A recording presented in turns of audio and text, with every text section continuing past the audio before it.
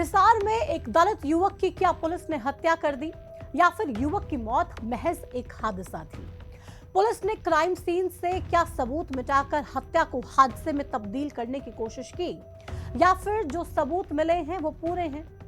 आखिर इस मामले में इतने ट्विस्ट क्यों आ रखे हैं? क्यों पुलिस 10 दिन बाद हत्या की वारदात वाले दिन की सीसीटीवी फुटेज जारी करती है और क्यों सरकार अचानक से पुलिस की कार्यप्रणाली पर सवाल उठने वाला फैसला ले लेती है? 7 जुलाई को हिसार में दलित युवक गणेश की मौत के बाद से ही हिसार पुलिस पर तमाम तरह के आरोप लगाए जा रहे हैं। हालांकि अब तक हिसार पुलिस खुद को बेगुनाह बताती आई है और अपनी बेगुनाही का सबूत जुटाने की कोशिशें कर रही है। लेकिन जिस पुलिस पर खुद सरकार को भरोसा ना हो, वो पुलिस अपनी बेगुनाही का कितना ही सबूत देती रहे, उसके फिर कोई मायने नहीं रह जाते। हरियाणा के मुख्यमंत्री नायब सैनी ने गुरुवार को गणेश के परिजनों और दलित समाज के लोगों की सभी मांगों को मान लिया। सरकार के इस फैसले के बाद भले ही गणेश के शव का अंतिम संस्कार करने के लिए परिजन राजी हो गए, गणेश का अंतिम संस्कार कर दिया गया, लेकिन सवाल यह है कि क्या सीएम ने अपने इस फैसले से पुलिस को दोषी साबित कर दिया है?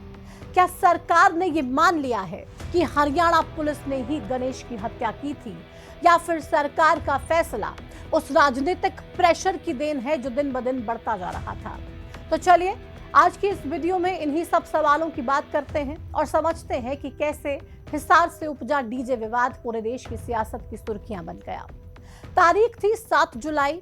हिसार के 12 क्वार्टर इलाके में रात के समय एक बर्थडे पार्टी चल रही थी।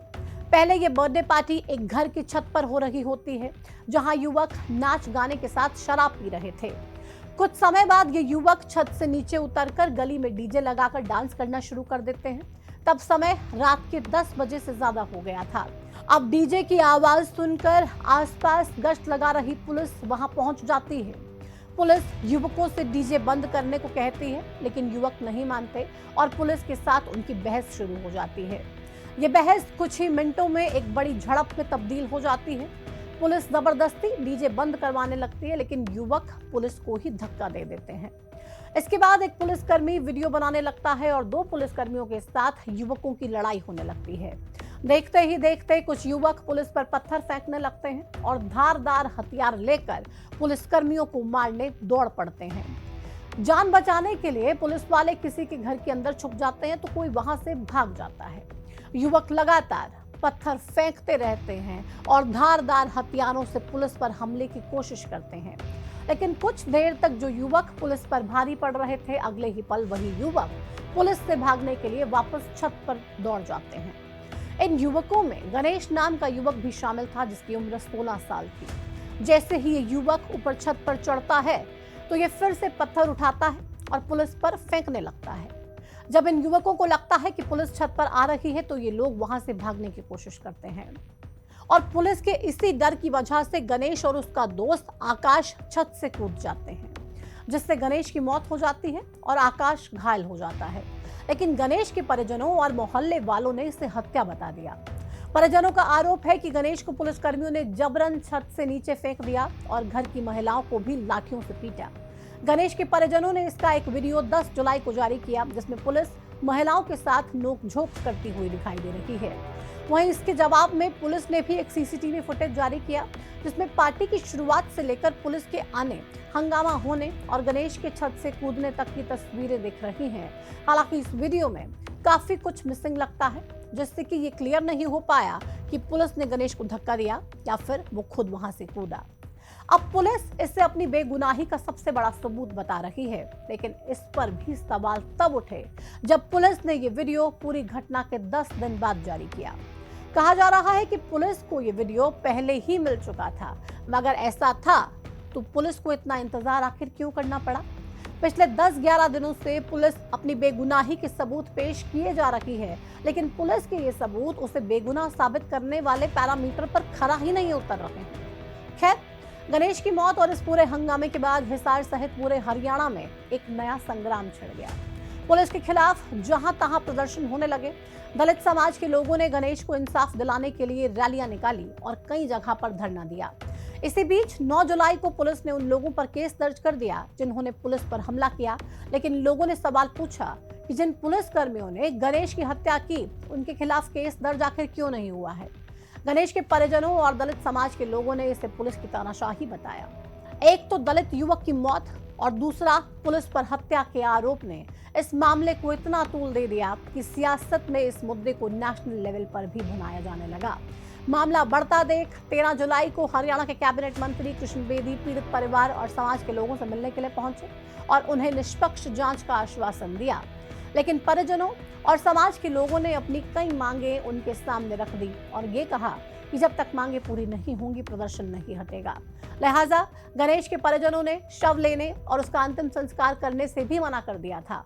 लेकिन पुलिस ने हरियाणा शव सम्मान निपटान अभियान के तहत परिजनों को नोटिस दिया।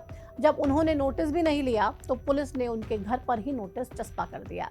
इसके बाद हंगामा इतना बढ़ गया कि संभाले नहीं संभला। 16 जुलाई को पुलिस के नोटिस के खिलाफ नागरिक अस्पताल में ही महापंचायत बुलाई गई। इसमें दलित समाज के प्रतिनिधियों के साथ साथ कई सामाजिक और राजनीतिक संगठनों ने हिस्सा लिया। महापंचायत में ये चेतावनी दी गई कि अगर प्रशासन ने जबरन शव का अंतिम संस्कार करवाया तो सीएम के खिलाफ शव यात्रा निकाली जाएगी। इस चेतावनी और महापंचायत का असर ये हुआ कि विपक्षी दलों ने इसे एक सियासी अखाड़ा बना दिया। फिर क्या था, कांग्रेस और कई विपक्षी दलों के नेता इस धरने में शामिल होने पहुंच गए। कांग्रेस से सांसद कुमारी शैलजा जयप्रकाश और पंजाब के पूर्व मुख्यमंत्री चरणजीत सिंह चन्नी समेत कई विधायक इस धरने प्रदर्शन में पहुंचे और सरकार को दलित विरोधी बताते हुए पुलिस पर कार्रवाई की मांग की। इससे मामला इतना बढ़ गया कि 17 जुलाई को कांग्रेस के सांसद राहुल गांधी ने भी पोस्ट कर गणेश की मौत को संविधान की हत्या करार दे दिया। राहुल गांधी ने लिखा कि जब सत्ता मनुवादी सोच की गोद में बैठती है तो दलितों की जान की कोई कीमत नहीं होती है। राहुल गांधी के इस ट्वीट के बाद अब ये मुद्दा नेशनल लेवल का मुद्दा बन चुका था। जाहिर सी बात है सरकार पर केंद्र से भी प्रेशर आया ही होगा कि मामला शांत करवाया जाए। शायद इसलिए मुख्यमंत्री नायब सैनी घटना के 11 दिन बाद चंडीगढ़ में पीड़ित परिवार और दलित समाज के लोगों से मिलते हैं और उनकी सभी मांगों को मान लेते हैं। परिजनों की जो मुख्य मांग थी उसमें पहली मांग पुलिसकर्मियों पर एफआईआर की थी। वहीं 1 करोड़ रुपए मुआवजे की भी मांग रखी गई थी। सरकार ने इन सभी मांगों को मान लिया है। इसके बाद शुक्रवार को गणेश के शव का अंतिम संस्कार कर दिया गया। अब यहाँ सबसे बड़ा सवाल यही उठता है कि सरकार ने गणेश के परिजनों की मांग मानकर क्या साबित कर दिया। क्या सरकार ने ये साबित किया कि वो दलितों की हितैषी है या फिर ये साबित किया कि पुलिस ने हत्या की है। सरकार की मंशा कुछ भी हो रही हो, लेकिन संदेश तो यही गया कि पुलिस की गलतियां ढेर सारी हैं जिन पे अब पर्दा नहीं डाला जा सकता।